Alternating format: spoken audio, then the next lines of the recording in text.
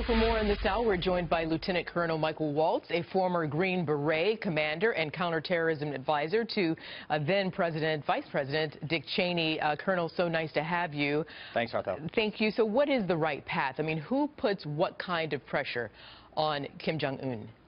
Well, first, you have to feel a little bit sorry for, actually a lot sorry for, those poor sailors who thought they were going to be enjoying some time in Australia and are now sailing back north to sit off the coast of North Korea. But that said, I think we're seeing, part of the emerging Trump doctrine to say that, you have to have military force standing behind your diplomats and standing behind diplomacy.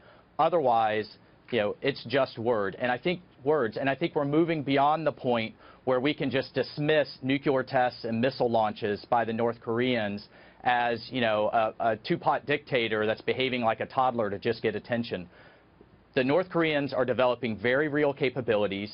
Both former CIA directors, General Hayden and Brennan, have said they expect the North Koreans to be able to strike the United States within the next 3 to 4 years. And as we see them, and as our intelligence community sees them marching towards that capability, there's going to be a point where they cross a threshold that we're going to have to take that capability out militarily if they don't stand down and if the Chinese can't convince them to stand down.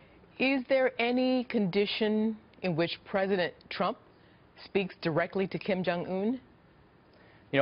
I don't see that happening. My understanding from the talks that President Trump just had with President Xi of China was that North Korea was discussed extensively, and the Chinese, historically have been afraid of two things.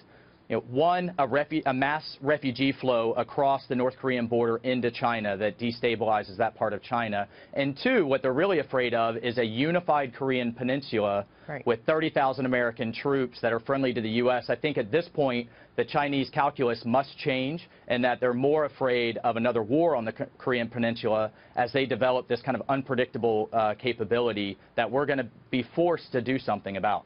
So the key is with the Chinese here. So the key is with the Chinese, and that remains to be seen what they're going to do, because so far they're clear. The Chinese they clearly have not put enough pressure on Kim Jong-un to get him to stop it. I mean, here he is, a rogue dictator with nothing to lose. How does this factor into the strategy towards North Korea? Well, and the thing that should really make us all very nervous is that Kim Jong-un knows that it's a key part of our doctrine to essentially take him and his key leadership out, a decapitation strike.